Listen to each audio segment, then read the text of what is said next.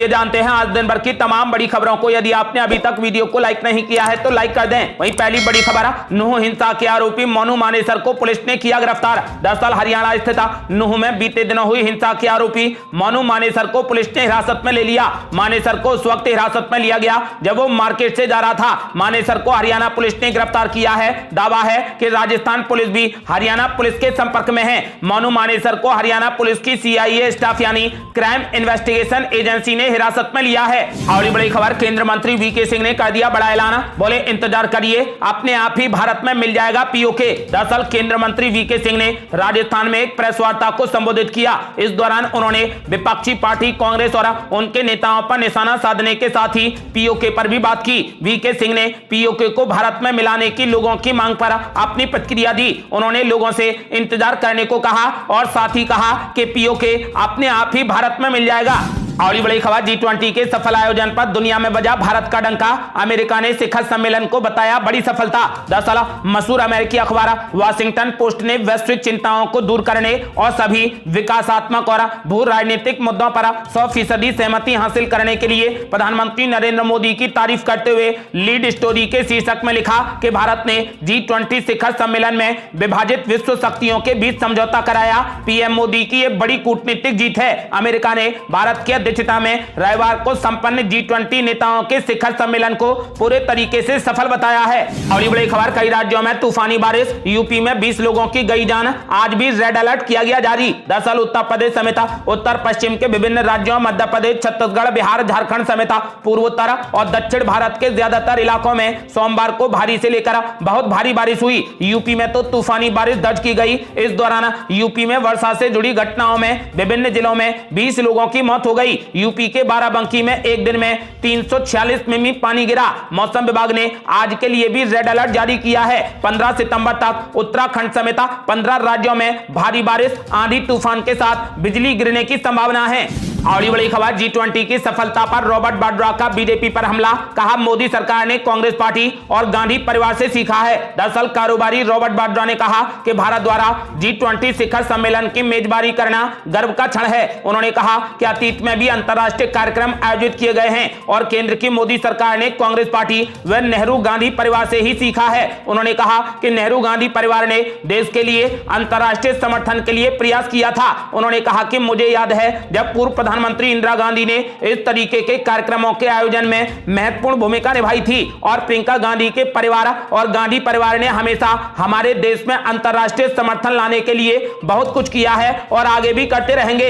और बड़ी खबर, योगी सरकार ने किसानों को दे दिया बड़ा तोहफा। धान खरीद नीति को मिली मंजूरी, समर्थन मूल्य बढ़ा। कैबिनेट मीटिंग में पास हुए 16 प्रस्ताव। दरअसल मुख्यमंत्री योगी आदित्यनाथ की अध्यक्षता में मंगलवार को हुई कैबिनेट की बैठक में बुंदेलखंड औद्योगिक विकास प्राधिकरण के गठन के प्रस्ताव को हरी झंडी दे दी गई। इसी के साथ ही धान खरीद नीति को भी मंजूरी दी गई है। कुल मिलाकर 19 में से 16 प्रस्तावों को मंजूरी मिली है। धान का समर्थन मूल्य 143 रुपए प्रति क्विंटल बढ़ा दिया गया है। और बड़ी खबर, यूपी में आज भी हड़ताल पर वकील, किसी की बेल लटकी तो किसी की डेट लटकी। दरअसल यूपी के हापुड़ में वकीलों पर लाठीचार्ज को लेकर अधिवक्ता आज भी हड़ताल पर हैं। उधर इलाहाबाद हाई कोर्ट में मंगलवार को मुकदमों की वर्चुअल सुनवाई वीडियो कॉन्फ्रेंसिंग के माध्यम से हुई। महानिबंधक ने मुकदमों में बहस के लिए वर्चुअल सुनवाई की व्यवस्था की है। वकीलों की हड़ताल के चलते अदालतों में किसी की जमानत अर्जी पर सुनवाई नहीं हो पा रही तो किसी की तारीख लटक गई है। उधर इलाहाबाद हाई कोर्ट में वीडियो कॉन्फ्रेंसिंग के जरिए वर्चुअल सुनवाई की व्यवस्था की गई है। और बड़ी खबर, गृह मंत्रालय ने बढ़ा दी लालू यादव की आफत।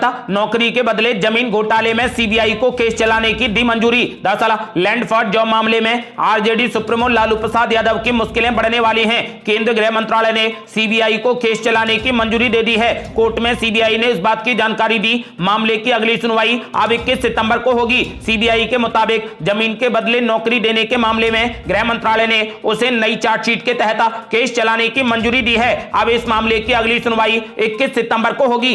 और बड़ी खबर, राम मंदिर के उद्घाटन पर लिया गया बड़ा फैसला। 5 लाख गांव में लाइव दिखाया जाएगा मोदी के हाथों राम मंदिर का उद्घाटन। दरअसल अयोध्या में श्री राम जन्मभूमि पर बन रहे दिव्य मंदिर में अगले वर्ष 22 जनवरी को होने वाले प्राण प्रतिष्ठा समारोह में देश भर के 150 पंथ संप्रदाय के धर्माचार्य शिरकत करेंगे। इन संप्रदायों के 2000 संतों को श्री राम जन्मभूमि तीर्थ क्षेत्र आमंत्रित करेगा। सोमवार को तीर्थ क्षेत्र के रामकोट स्थित कार्यालय पर विश्व हिंदू परिषद की केंद्र और क्षेत्रीय पदाधिकारियों की चल रही 2 दिवसीय बैठक के दूसरे दिन यह फैसला लिया गया है। आपको बता दें कि इसमें कहा गया है कि लगभग यूपी के 5 लाख गांवों में इस उद्घाटन को लाइव दिखाया जाएगा।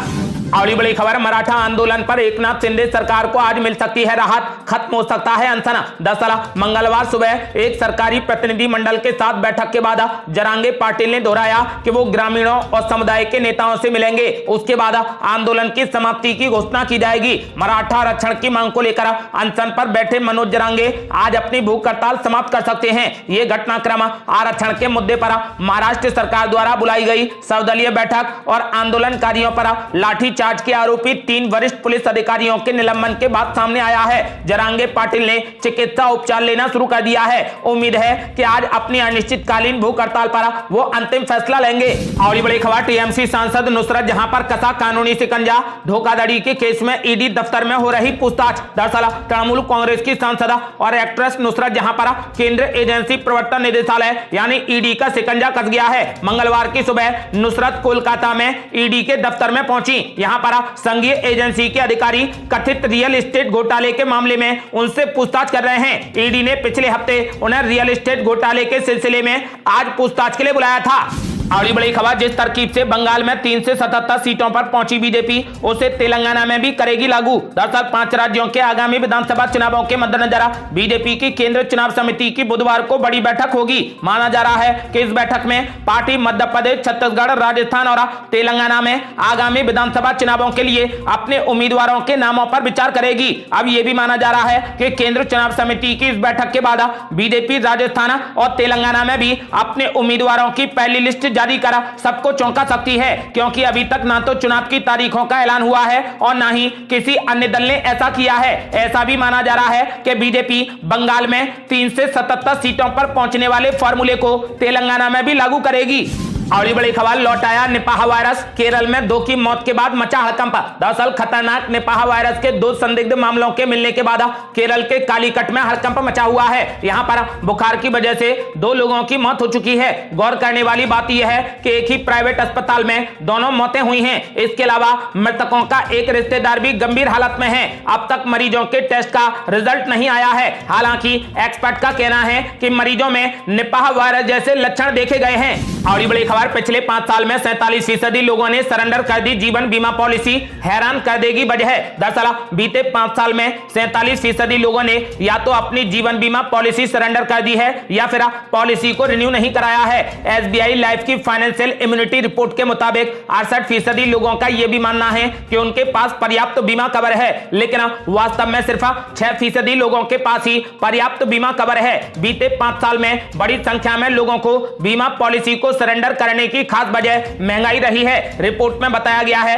कि बढ़ती महंगाई के बीच लोगों का जीवन यापन कठिन हुआ है और पैसों की ज्यादा आवश्यकता पड़ी है। वहीं मेडिकल का खर्च भी पहले की तुलना में बढ़ा है, जिस कारण ज्यादातर लोगों ने अपनी लाइफ इंश्योरेंस पॉलिसी को सरेंडर कर दिया है। और बड़ी खबर, 81,000 पात्र लोग हुए प्रधानमंत्री किसान सम्मान निधि योजना से बाहर। दरअसल प्रधानमंत्री किसान सम्मान निधि योजना के तहत आने वाले पात्र किसान इस स्कीम से बाहर हो रहे हैं। बिहार राज्य से 81,000 किसानों को इस योजना से बाहर किया गया है। पीटीआई की रिपोर्ट के मुताबिक इन किसानों को आयकर चुकाने और अन्य कारणों से प्रधानमंत्री किसान योजना के लिए अयोग्य पाया गया है। अगर आप भी प्रधानमंत्री किसान सम्मान निधि योजना के लाभार्थी हैं और इसका लाभ लेते हैं तो आपको अपनी योग्यता जांच कर लेनी चाहिए। सरकार के निर्देश के मुताबिक अगर कोई भी किसान इस योजना के तहत अयोग्य घोषित होता है तो उस किसान को योजना का पूरा पैसा लौटाना होगा। और बड़ी खबर, अब कौड़ियों के भाव हुआ टमाटर। यहां पर 80 पैसे प्रति किलो किलो में भी कोई खरीदने को तैयार नहीं। दरअसल कभी 300 रुपए प्रति किलो के करीब बिकने वाले टमाटर के दाम अब सामान्य हो चुके हैं। देश में आम लोगों को टमाटर 30 से 40 रुपए किलो के भाव पर मिल रहा है, लेकिन किसानों की टेंशन बढ़ गई है। किसान टमाटर की फसल को कौड़ियों के भाव बेचने को मजबूर हैं। महाराष्ट्र के लातूर में किसानों की हालत यह है कि उन्हें अपनी टमाटर की फसल को सिर्फ 80 पैसे किलो में बेचना पड़ रहा है। थोक मार्केट में इसके दाम तेजी से गिरे हैं, जिस कारण किसान टमाटर की फसल उगाने में आई लागत को भी नहीं निकाल पा रहे। बड़ी बड़ी खबर, दिल्ली सरकार ने हजारों लोगों को कर दिया बेरोजगार। नौकरी खोने के बाद रैन बसेरा कर्मचारियों ने किया जोरदार प्रदर्शन। दरअसल अरविंद केजरीवाल की सरकार हमेशा लोगों को रोजगार देने और बेघर गरीब लोगों को पनाह देने की बात करती आई है। उसी दिल्ली सरकार ने आज एक ऐसा कदम उठाया है जिससे हजारों लोग बेरोजगार हो गए हैं। इसका असर यह हुआ है कि मजबूर लोगों के सिर से रैन बसेरा भी छीनने का खतरा मंडरा रहा है। यह हम नहीं कह रहे, बल्कि DUSIB डिपार्टमेंट ऑफिस के बाहर प्रदर्शन और नारेबाजी कर रहे हजारों नाइट शेल्टर कर्मियों का ऐसा आरोप है। उन्हें बिना किसी कारण और बिना नोटिस के नौकरी से निकाल दिया गया, जबकि वे वर्षों से ईमानदारी के साथ रैन बसेरों में अपनी सेवाएं देते आ रहे हैं। बड़ी बड़ी खबर, मध्य प्रदेश में 15 सितंबर से फिर से शुरू होगा झमाझम बारिश का दौर। दरअसल 15 सितंबर से मध्य प्रदेश में फिर से झमाझम बारिश का दौर शुरू हो जाएगा। ये बारिश का दौर 21 सितंबर तक जारी रहेगा। फिलहाल 2 दिन तक प्रदेश में हल्की से मध्यम बारिश होगी। मौसम विभाग के अनुसार बंगाल की खाड़ी में एक नया सिस्टम एक्टिव होने की वजह से प्रदेश में फिर से झमाझम बारिश का दौर शुरू हो जाएगा। ये बारिश का दौर 21 सितंबर तक जारी रहेगा। फिलहाल 15 सितंबर तक प्रदेश में हल्की बूंदाबांदी होगी। ये थी अब तक की बेहद बड़ी खबरें। रोजाना की ताजा खबरों को जानने और हमसे जुड़ने के लिए चैनल को लाल बटन दबाकर सब्सक्राइब करें और घंटी बटन भी दबा दें। जल्दी मिलते हैं बड़ी अपडेट के साथ, तब तक के लिए जय हिंद, जय भारत।